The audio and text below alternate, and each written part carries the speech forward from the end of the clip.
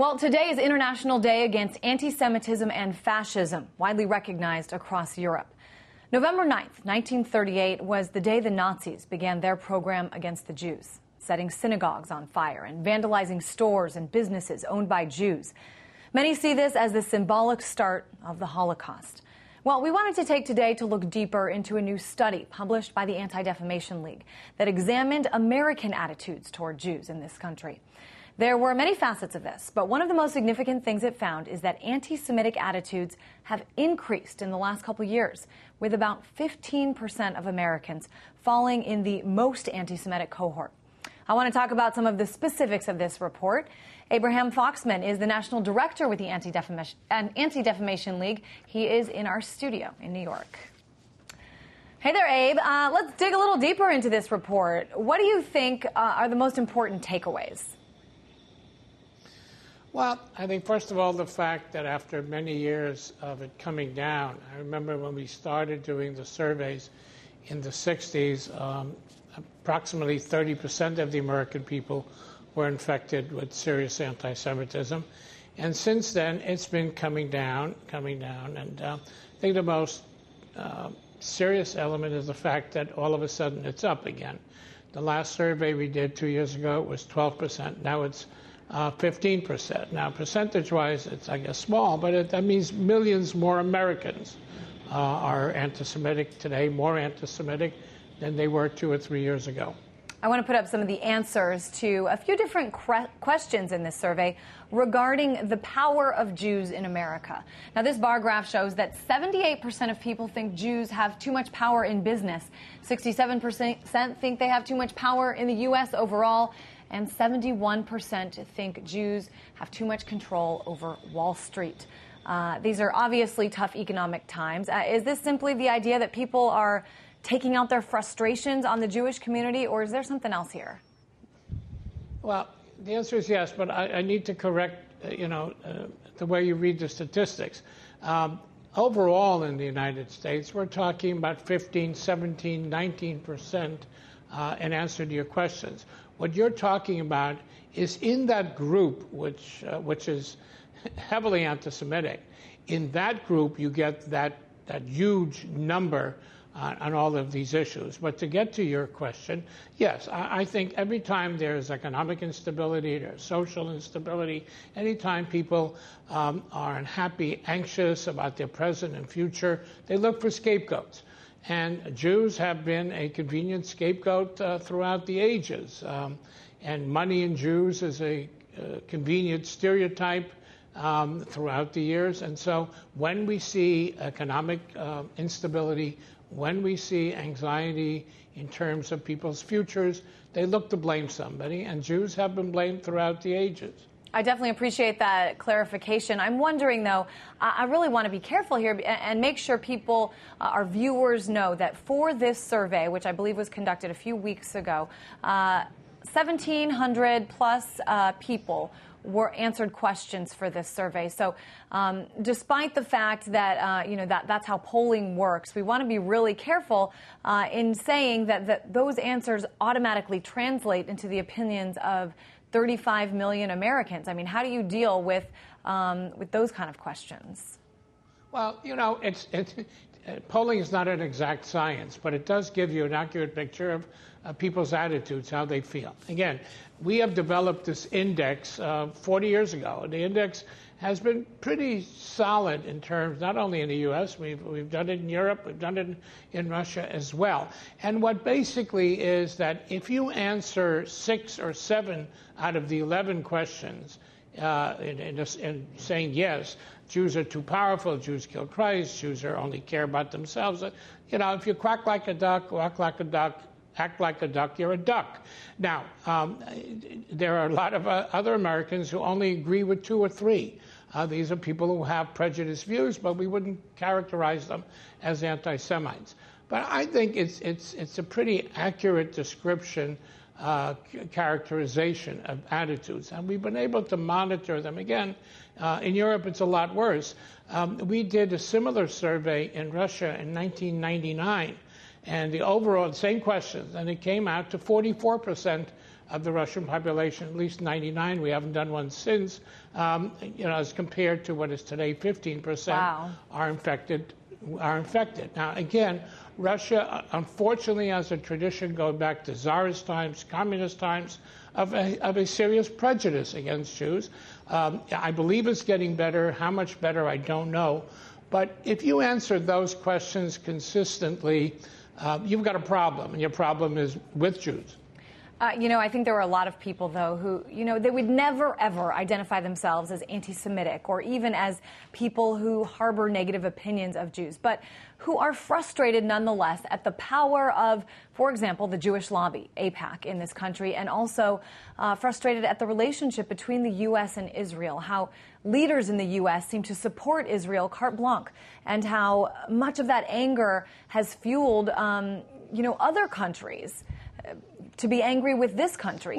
Do you think that's part of it?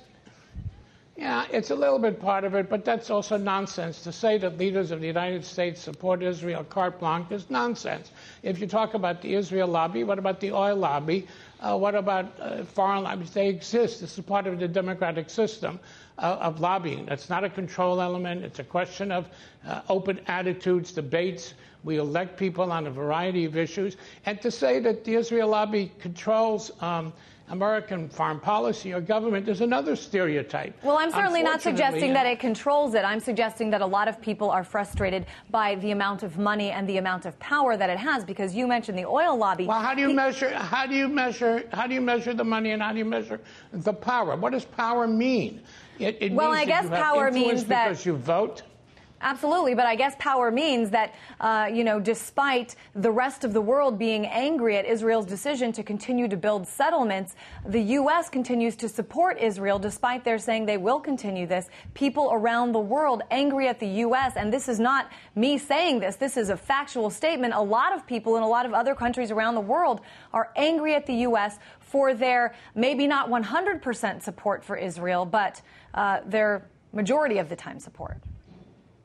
Well, basically what you're saying is the rest of the world is right, the U.S. is wrong, Israel's wrong. Well, that also is a prejudice. That also is a stereotype. What makes all these countries right and the United States wrong, or Israel wrong? In an open society, if you agree, you don't agree, that doesn't make you right or wrong. Again, and just to clarify, I'm not saying that this is what I personally think. I'm not saying you are. Right. I'm just saying that this is what, we have guests on this show all the time, and we also look at a lot of reports and statistics about the level of frustration. But I want to move on to this recent thing that happened. This, you could call it the oops, my microphone was on and I didn't realize it moment last week in France at the G20. This was a conversation between President Obama and French President Nicolas Sarkozy. Sarkozy called the Israel Prime Minister, Benjamin Netanyahu, a liar. And President Obama was overheard saying something like, you're fed up with him, I have to deal with him every day. Several GOP candidates have come forward demanding that President Obama apologize, and I know you've written about this. You said that the ADL is extremely disappointed that this was unpresidential. I guess expound on this. What do you think the president should do, assuming that this was a true statement? I'm not. Well, I assume he said it. I think we would all be shocked if other conversations, which are private, I wonder how they feel about Abu Mazen. I wonder how they feel about President Putin.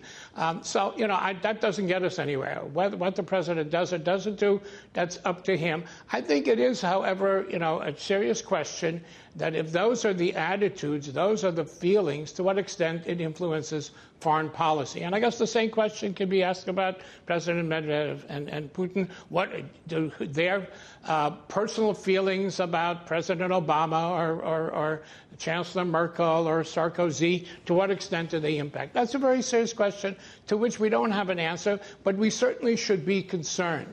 We certainly should be concerned. Certainly, I think you and I might both find it interesting to be flies on the wall in the conversations of some of these world leaders. I want to ask a quick question, though, about the ADL. I know that our producers here at RT had originally hoped to have a debate about this survey, to sort of see the different sides of it. But I know when our producers booked the interview with you, with your media people, they said that you'd come on the show, but that you wouldn't be willing to debate the position of the ADL. I just wanted to give you an opportunity to say why. I mean, isn't debate a good way to forward the conversation? Well, I'm not sure. Debate what? Debate an anti-Semite, which was one of the original suggestions. What, to defend anti-Semitism? So I don't understand what debate is. We have a survey. If the polling data, the procedures, the techniques are not ours. They're what every polling institution does. So I'm not sure what it is that we're going to debate. If there are people who say that there is an anti-Semitism, that's fine. You can have whoever you want. I'm just not about to discuss with somebody who's, I don't think there's anybody serious who doesn't think there's anti-Semitism. Now, to what level? Have they done polls? Have they studied? Are they scholars? And the people, that were floated by me don't fit that category. I have no problem sitting and discussing the issue with people who disagree. Before coming on the air, with all due respect, no, I was not going to debate an anti-Semite, and some of the names that were brought forward were not, in our judgment, serious people. But you can go on an hour later and put on whoever you want who can question and challenge. I appear on panels and forums and debate. But I think to debate whether there is or there isn't anti-Semitism, I'm not sure has any value. Well, regardless, we do think it's an important discussion to have. Abraham Foxman, National Director of the Anti-Defamation League, thanks so much for coming on and sharing kind of the takeaway from that survey. All right. May I just say something? I think the very fact that RT focused on the anniversary, the 73rd anniversary of Kristallnacht, to take this subject and to look at it and to examine it is something very much appreciated, and just indicates a sense of history and perspective that you have. And for that, thank you very much. And again, we do thank you for coming on the show today. Okay, thank you.